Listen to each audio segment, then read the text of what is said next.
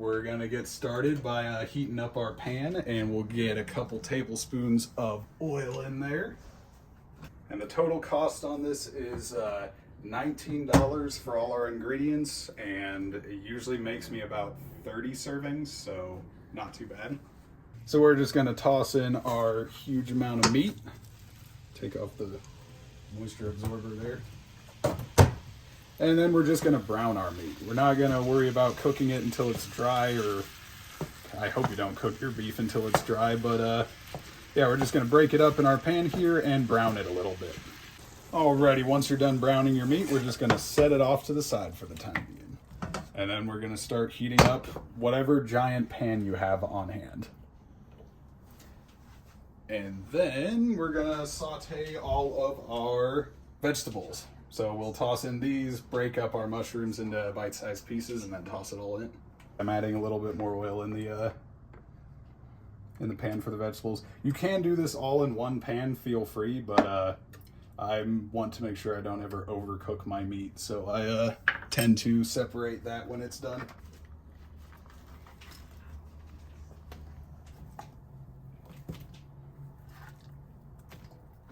And for those of you watching, if you've ever wondered why it's hard to overcook mushrooms, it's because their cell walls are made out of chitin, which is the same material in insect exoskeletons.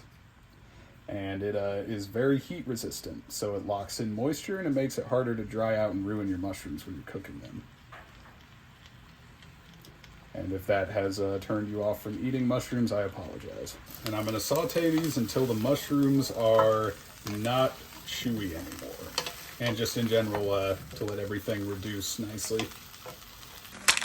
All right, so these are what our bouillon blocks look like, and they smell absolutely delicious.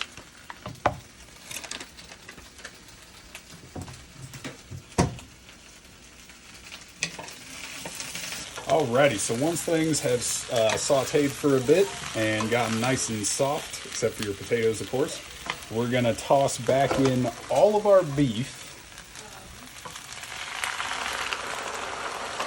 And then we're gonna add 5 cups of water.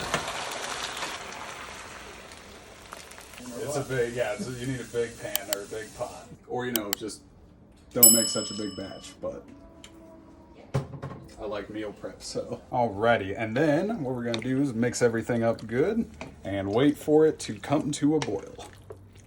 So I'm gonna go ahead and turn it to high heat while we wait for it to boil here.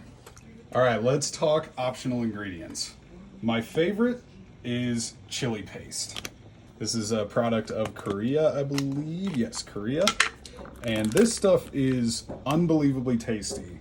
But I'm not gonna add it in this video because it might just kill my in-laws. A tablespoon would be enough for this whole batch. And then our other optional ingredient, which I am gonna add, is MSG. If you're watching your blood pressure, obviously don't add this, but come on, MSG is delicious. So I'm just gonna maybe do, yeah, maybe a teaspoon of MSG. For again our whole batch. I like to go light on the stuff because blood pressure is actually a concern. So yeah, just a pinch, but that'll make everything taste unbelievably good. And then I'm again gonna mix that in while we wait for everything to boil.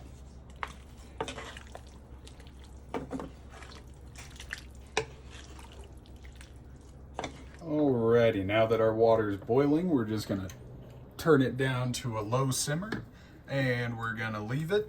Cover it up if you can. Don't worry about it if you don't have a cover for your pan. And then we're just gonna leave it until our potatoes get soft, which usually takes about 14 or so minutes. So I'm gonna set a timer for that now. Oh, because you don't have a lid that's that big? Don't have a lid that has... Can you put a baking pan on top of it? Oh, that's a really good idea. That's a super smart idea. I'm definitely gonna use that in the future. I'm also gonna slice up the bouillon cubes to make them dissolve faster when that step comes along.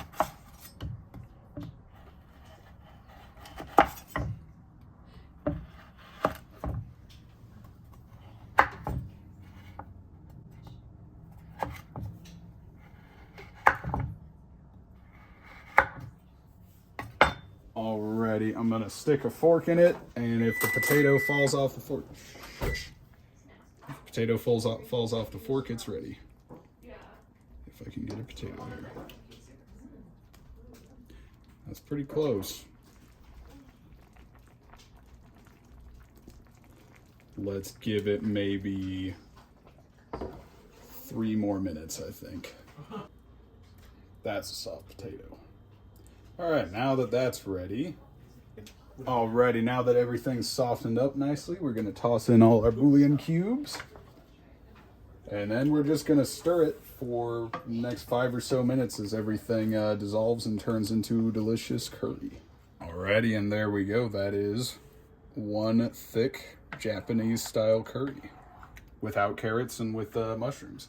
And of course, you know, it's not an engineering diagram. You can change whatever ingredients you want if you serve it over rice or noodles and enjoy.